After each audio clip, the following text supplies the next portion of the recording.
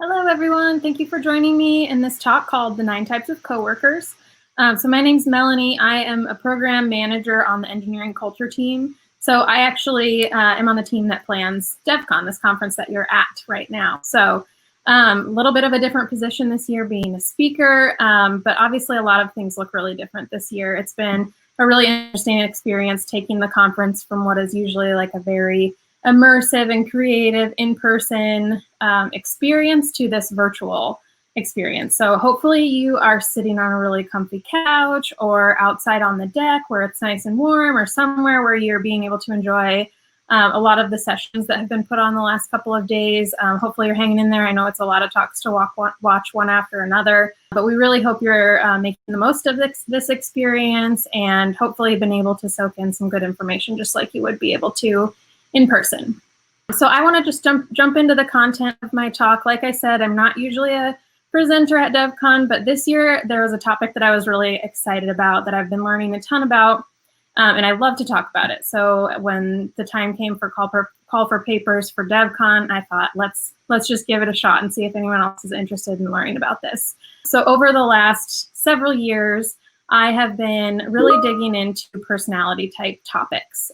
There are lots of different personality typing systems out there on the market. There's StrengthsFinder, there's emotional intelligence, there are lots of different things that you can use to learn a lot about yourself and the people around you. But one that really hooked me and I've really gotten into is called the Enneagram. So that's what we're going to talk about today. I'm going to share with you guys kind of what the Enneagram is, what makes it different from those different personality typing tools, and different ways that you can use it. I have a very specific intended purpose for this. So a lot of the times when people learn about personality typing systems or take a test or anything like that, it's really exciting to just go and take a test and learn about yourself, see how well the system can kind of predict who you are, what you do, kind of read through the description and match it to how you act. Is it accurate or is it not? So it's really fun for that purpose, but I really want to encourage you not to just go into this looking to identify your type and to learn about you, but to take it beyond that, to learn about other people. Because the main benefit that I've received from learning about the Enneagram, I mean, there's been a huge benefit to learning about how I tick and kind of figuring out my different quirks and kind of how other people perceive those things. But the real benefit that I've found is learning about other people and how their internal processing systems are completely different from mine. And you kind of can figure out why other people do the things that they do. I know that I get frustrated with people. I think a lot of people do. And I've always been pretty introverted, pretty independent. Someone who, I mean, I'll admit it, I get frustrated when people do things differently than I would think that they should do things.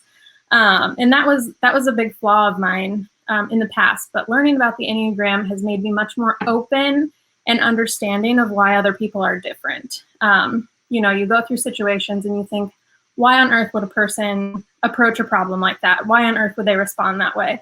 And it's really easy to get frustrated with other people, especially at work when we're working with the same people day in and day out on really important projects. But when you can understand their motivations and how they're different from yours and how those motivations kind of came to be, it really increases your empathy for them and your understanding, and helps you kind of figure out how to accept them better for who they are and how to respond to them better. So a big part of this is learning how to communicate.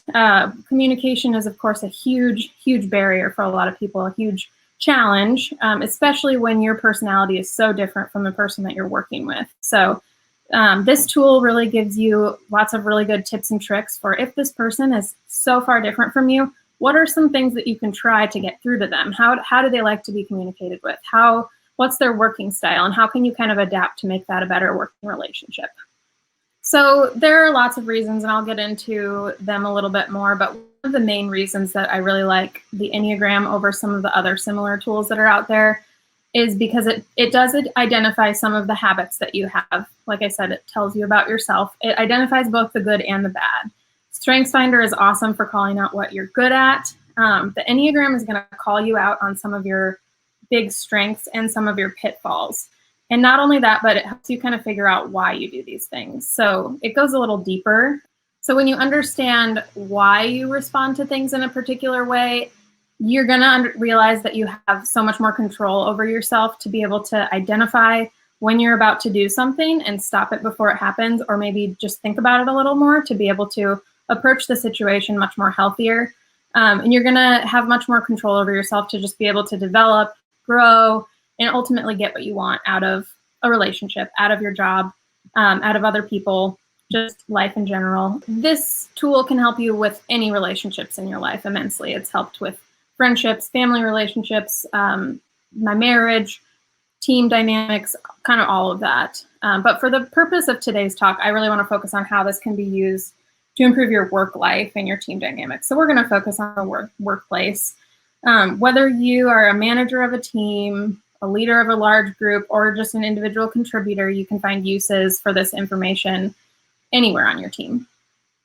Every single one of us works with people, right? We work with several different people, all responsible for different aspects of one project or multiple projects that just tie into one shared purpose. So we have to work with people every day, whether we like it or not. And whether your team is really high functioning, friendly with one another, you get along really well, or if you're frequently disconnected from each other, all teams are going to hit bumps along the road at some point. And when that happens, many of the times, these problems tie back to personality conflicts. So differences in opinions, disagreements about approaches to something, or just frustrations about any number of things that another person is doing. So by gaining a better understanding of each other and these people that you're working with a lot, we're going to be able to dramatically lessen or even eliminate these personality conflicts just by increasing that understanding of each other. So what we're looking for in some specific benefits of using Enneagram at work are that it's going to improve your communication, understanding, and cooperation with other people.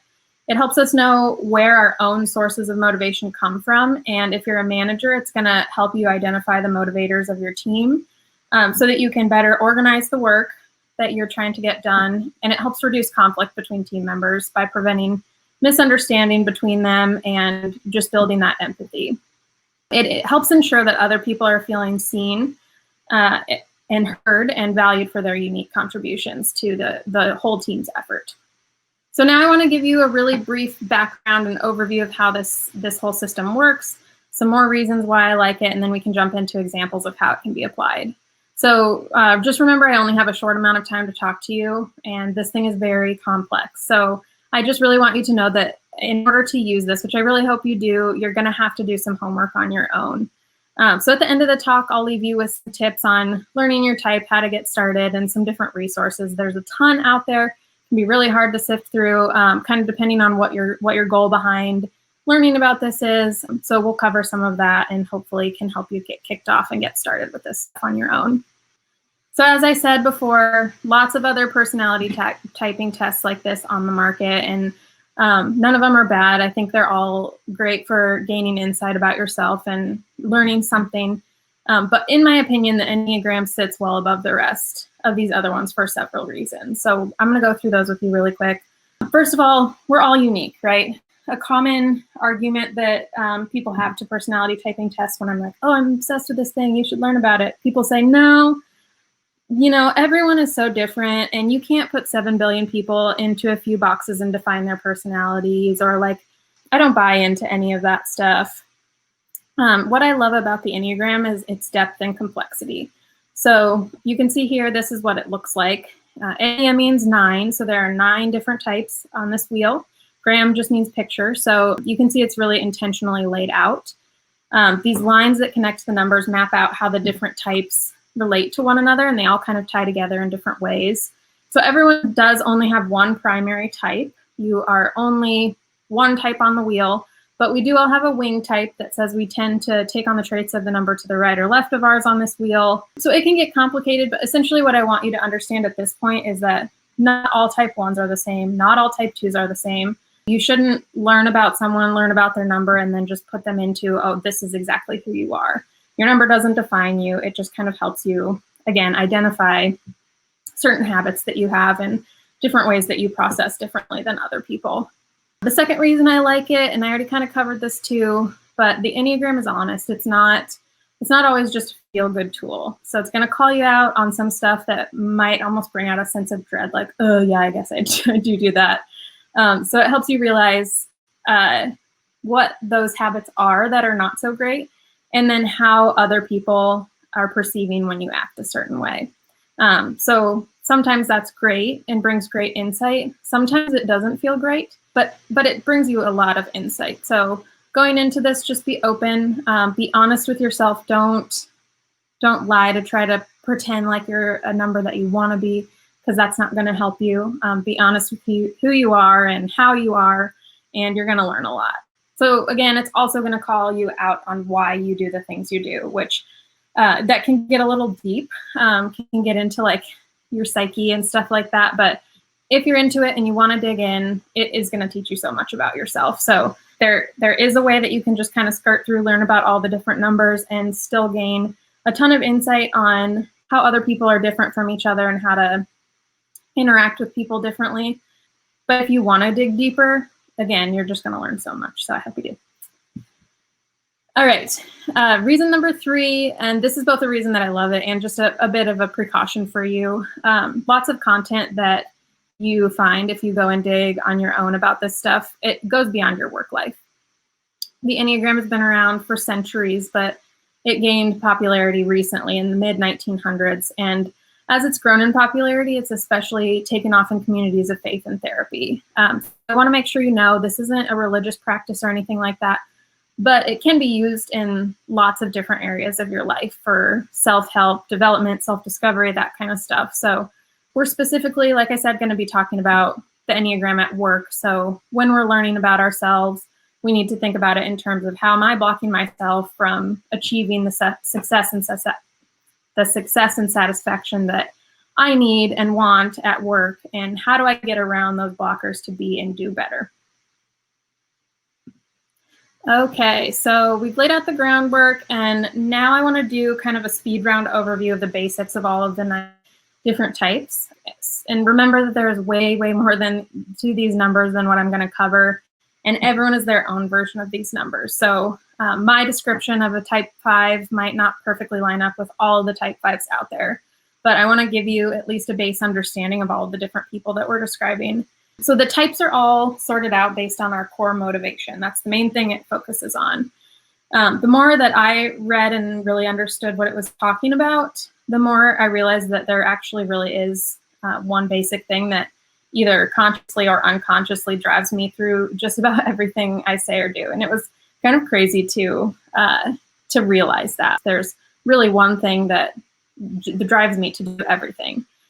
So it might not be obvious to you at first which one you line up with. So don't expect to know right away. Sometimes it jumps right out. Sometimes you have to do a little more work and reflection to figure out your number. One last warning before I jump in. Remember, we all have strengths and weaknesses, so there is good and bad to every single number. One number is not better or worse than the rest. A huge part of this is that it helps us own up to both our strengths and weaknesses, so that as a team we can play to all of those and function together the best that we can. All right, so we are going to start with a type 7. Type 7s are referred to as the adventurers or the enthusiasts. These people are always constantly looking for the next best thing. They seek excitement, adventure. They're typically just trying to make the most fun out of any situation. So they're really fun people to be around. But because of all of this, they tend to get bored really easily, or they might have a tough time committing and focusing on getting something done. They're usually motivated by new ideas, experiences, being creative, working with people, or just anything that's fun. Type 8s are called the challengers or the protectors. These people are natural leaders. They're very confident. They're not afraid to speak their mind. You really want these people on your side, because if they aren't, they might give you a hard time. They probably will give you a hard time. They don't back down from things they believe in. Type 9s are the mediators or the peacekeepers. These people's main driver is to always try to keep others happy, keep the waters calm. They're very adaptive. They're inclusive. They're very level-headed people. Because they're always so concerned about how other people are thinking or feeling, they have a great ability to see multiple perspectives So it makes it great. It makes them great at being really calm and understanding, but really, really terrible at forming opinions or making decisions. They have a really hard time with that. Type 9s have a huge aversion to conflict. That's their thing, is they just want to keep the peace. So they tend to be really big time avoiders. Type 1s are the perfectionists, sometimes called the reformers. These people see that there is a right way to do things and a wrong way to do things, and they seek to make everything right. So their main driver is how do we make this right? They're usually really responsible, organized, effective, but they can be really overly critical, both of themselves and of other people. They make really great team members because they always want to do great work, put their best foot forward, and they always want to improve things. So these people are also awesome problem solvers, and they're great at just making things good. Type 2s are the givers or the helpers. They're definitely people. They love doing things for others, and their main driver is they love to be needed. Sometimes they figure out what you need before you even know what you need. So they're often just go-getters that jump right in and do stuff for you. They care deeply about other people, and they're excellent collaborators, so they're great to work with. They tend to have a really hard time saying no because of this need to help and be needed. So when you're working with a type 2, you really have to help them understand their limits and know that it's okay to say no. Type 3s are called the achievers or the performers. They are really productive people because they always want to be accomplishing something. They tend to be pretty charismatic people, and that's the reason that they're referred to as the performers, because they're really skilled at reading the room and sort of adapting to get along with the people around them. They want to succeed at everything they do. They don't want to start something unless they know they can do it well and succeed. So that's a great motivator, but it can be really tough for them to accept failure of any kind, both from themselves and from other people. Type 4s are the individualists or the romantics. 4s are driven by the desire to be unique. They want to be special. They want to be different. They are very in tune with feelings and emotions, both of themselves and other people. So they're feelers, and they're also very much people. They're great at connecting and building friendships and building bonds with other people.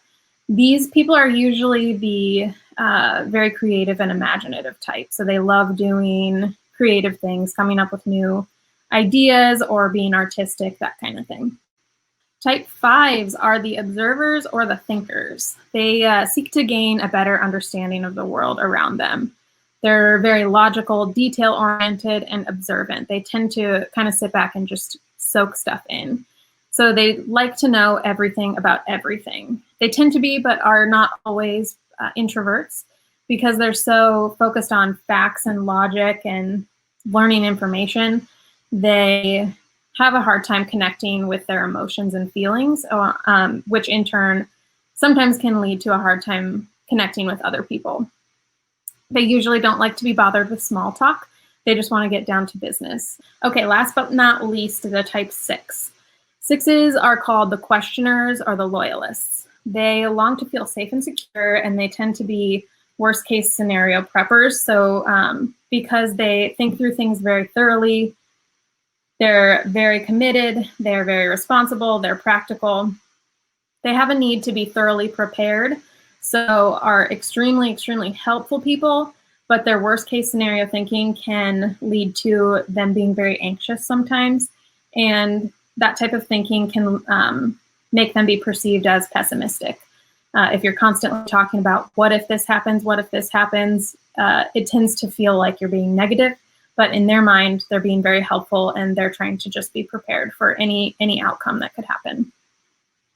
Okay, so that was your lightning round overview of the Enneagram and all of the 9 different types. Some of you may have had a number or two jump out at you as familiar. Either maybe that's me, or maybe that's my spouse, maybe that's my teammate. But you can download these slides. I have them linked in the resources on this page. And I have more in-depth descriptions of all of the different types. We're going to go through a few of those here in a minute, but also on those slides, there's a link on the bottom right-hand corner to the page that I got most of the info from. I found this blog to have really good summaries of all of the different 9 types, and especially as they relate to work.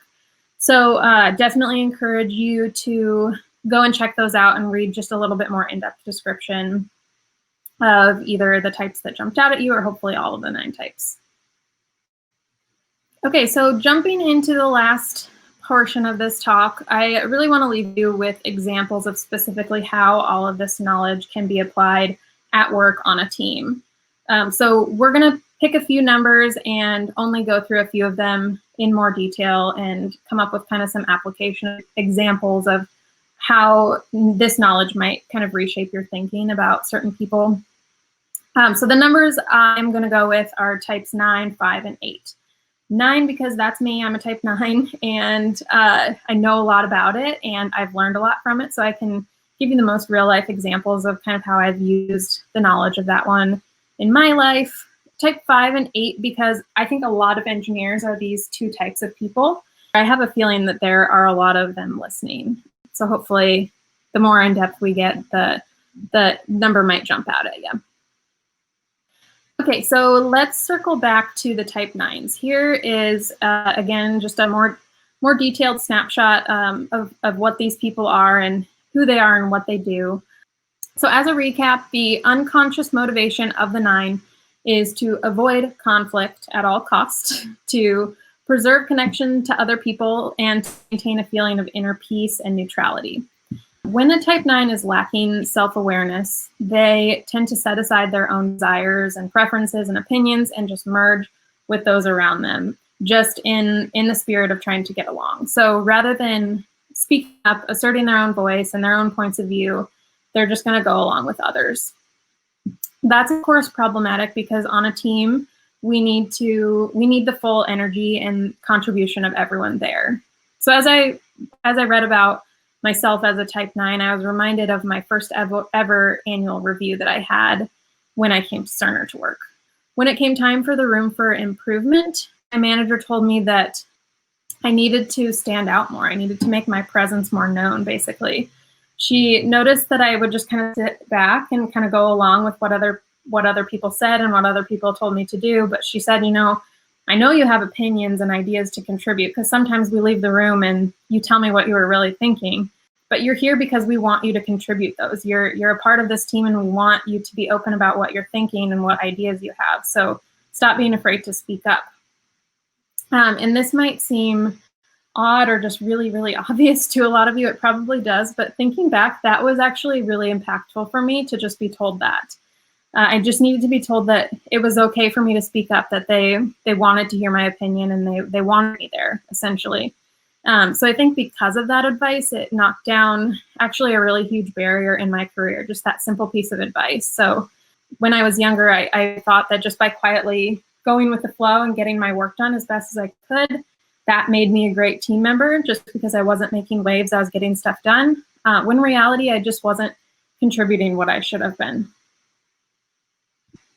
So that's one of my big lessons learned from this and something that I hope you'll take. And if you work with a type 9, just know that maybe you should encourage them to speak up more because it's not obvious to us. So a healthy and self-aware type 9, we're very determined people, we're low maintenance, easy to get along with, supportive, non-judgmental, very inclusive people.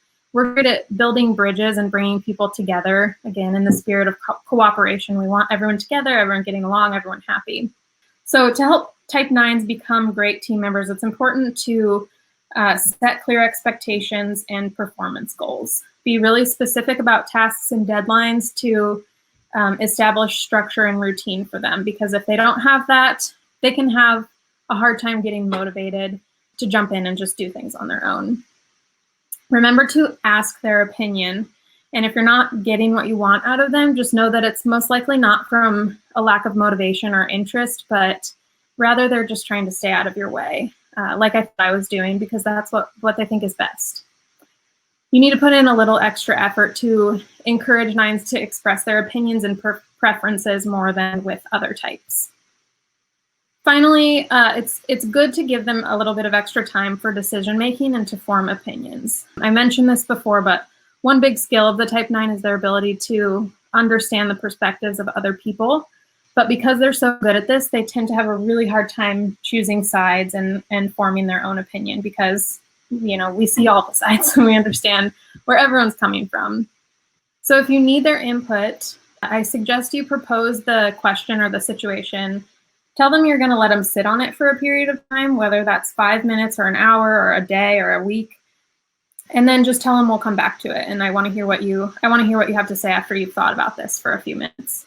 And then know that when you do come back to it, it's really been fully thought through. And again, all those perspectives have been considered. So I can provide so much value with how I think through those things and see that perspective.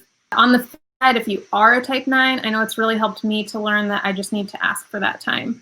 I can provide so much value with how I can think through things, see perspective, see all the different sides of things. And now that I'm aware of that, sometimes I just need to say, can I get back to you on that this afternoon? Can I think on it for a minute and make sure I can give you, my fully thought out answer? And more times than not, that's totally fine. So that's something that I put into practice all the time now. I don't always feel like I have to rush to a conclusion or just say, I don't know, I see both sides. Whatever will be fine. I just say, can I take a minute? And I get back to them. And that's been really helpful. Okay, so moving on to type 5s. As a reminder, type 5s are the thinkers, the investigators, the learners. They are very curious, they're very independent, very observant. They tend to be more introverted, but aren't always. But their core motivation is to learn and understand the world around them. They want to know how everything works, and they want to know why. So I chose to talk about the type 5 because this is many engineers, as you can imagine. Engineers seek to understand how things work. They want to solve hard problems and enjoy analyzing things. So if that is what could be a main driver in your life and kind of how you go through day to day, you might be a type 5. When working with a type 5, it is important to know that they're most likely going to speak with you very rationally, very logically. They're going to be very straightforward with you. They aren't usually really big on small talk, and they're not always the most connected to other people or to emotions. So they'd rather be buried in a book or deep in their work than chit-chatting. Privacy and personal autonomy are really, really important to these people. So if you work with a type 5 and they'd rather prefer to work heads down on their project rather than, chatting about your weekend on a Monday morning or whatever it might be, try really hard not to take that personally. They're not meaning to be rude. They're not trying to just write you off. That's just how they are. And it doesn't mean that they don't care deeply for other people. They just kind of handle relationships in their own way. So again, learning this has helped me be much more understanding of people that are like that. I see their side, and I understand that they're not just trying to get me to shut up. They just don't prefer to chit chat like that, which is fine. 5s really appreciate when you approach them really slowly and thoughtfully and give them time to analyze and think things over. Similar to the type 9, they need a little time to process, but what they're doing is analyzing rather than seeking the different perspectives of different people. They're looking at the facts and figures. So they don't like being pressured to make fast decisions. Again, I would recommend giving them a little bit of time to think things through. If they seem upset or disconnected, try not to make assumptions about how they're feeling, because remember, they're really not best at outwardly expressing themselves. So rather ask them for the direct communication. Ask them very logically, what are you thinking? Why are you being like this? What's going on? And they most likely are going to be honest with you. They're not going to play games.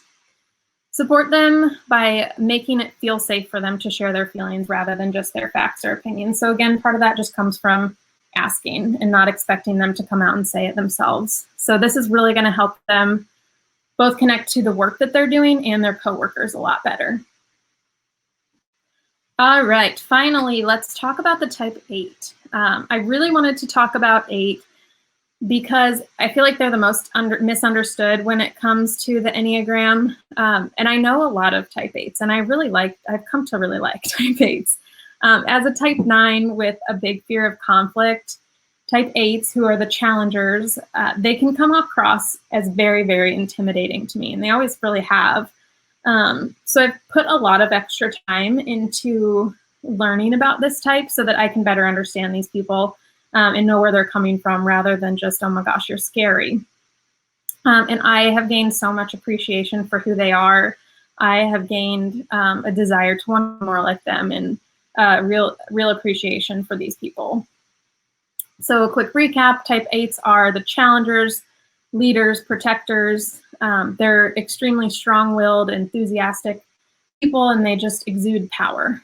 Because of all these traits and the fact that type 8s have absolutely no issues with conflict at all, they can come across as aggressive or dominating.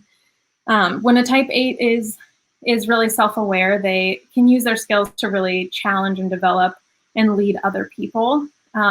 But knowing when to sit back and listen and let other people express their opinions is an extremely helpful skill for 8s to learn. It can be a huge challenge for 8s to be vulnerable, but when they have the ability to be vulnerable, it really shows immense growth. So type 8s are great people to have on your side. They really fight for the people they love and the things that they believe in. They really will stand behind you. And they have really high energy and can make really quick decisions, all traits which make them excellent leaders, excellent managers. When you are working with a type 8, it's important to set limits. They will challenge you, so you have to be able to challenge them back and give them direct feedback.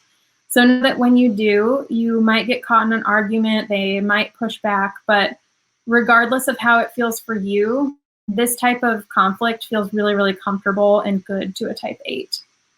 You challenging them in that way actually shows that you care. And when they challenge you, know that that's them showing that they care. That's just what they do for other people. So be really honest and upfront with these people. Do not try to control them. They're not going to be satisfied in their job without a sense of autonomy and control over the things that they do. You can support them by allowing them to use their high energy in really constructive ways. Challenge them to get in touch with their vulnerability and to consciously make space for others, and that's going to really help them grow. All right, we're gonna wrap up and we're gonna talk about some resources. Like I mentioned, there's so much Enneagram content out there. And like I've said, you can use it for work, you can use it for family and friend relationships, you can use it for your spirituality, and no matter your intention, you'll be able to find content that's helpful out there. I meant it when I said that this is growing in popularity really, really recently. So truly by the day, as I've researched this more recently in preparation for this talk, more content is coming out specifically about how to put this practice into work. So from what I've seen, this is the area that it's growing in the most rapidly. I think people have found it really useful in life and said, wow, this can be really, really useful at work. So there's more and more content coming out every day about this stuff. So if you're ready to learn what your number is and to dig a little deeper, there, as I've said, are tests out there that can help you figure this out. And I know that at least half of you, probably more than that, will want to go out and take one right away to try to find yours really quickly. And that's fine. I know, again, those tests are fun and they're quick, but just know that you really do need to put some more real thought into learning your number for yourself, and rather just use the test to kind of help narrow it down for you, to kind of give you an idea of what couple of numbers you can dig into more deeply. When we take these tests, it's really hard to be truly honest with ourselves. We tend to answer questions for what we do at our best or what we want to do rather than how we really truly are. And often our answers are skewed by what happened that day, maybe an experience that you really recently experienced, maybe another person that you've been around that you really want to be like, your mood for the day, or any other factors. Basically, it's just really hard to get a real, true result from a test. And remember that this is going to tell you more about what you do. It's going to tell you why you do it. And it's really hard for a test to accurately gain a full understanding of that. So my recommendation would be to look at those resources, the links that are at the bottom of each of those slides that I have that go into more details, to that blog called Crystal Knows, and read through every single page. Maybe spend a half hour to an hour just reading through all of it. People tend to be really resistant to doing this, but I don't know why. I really, really encourage you to do this because, again, That's going to give you a complete base understanding of all of these different numbers. And before you jump into maybe taking a test, it's going to give you a better idea of what number you might be. And again, remember that we want to do this to gain a comprehensive understanding of everyone, not just ourselves. So putting that extra work in and reading about all the numbers, I really think it will pay off. So definitely encourage you to take that approach. My actual real recommendation would be to learn your number to read Ian Morgan-Cron's full book that he co-authored with Suzanne Stabile. It's called The Road Back to You. It's excellent and insightful, and again, is going to just give you this holistic view and understanding of all of the different types. I know that asking you to read a full book is a big ask, so that's just if you're really interested, if you're willing to do it. Again, you're going to gain so much from it, but if not, there are other ways to learn your number and to learn about other people without actually going in and reading the book. So here I listed out some of these different resources, some of the tests that I found the best when I took them. So definitely take a look here as a starting point. If there are other people listening to this talk that are into the Enneagram, which I'm sure there are a few of you out there, if you guys have any great resources that you want to point other people to, please feel free to post them in the chat.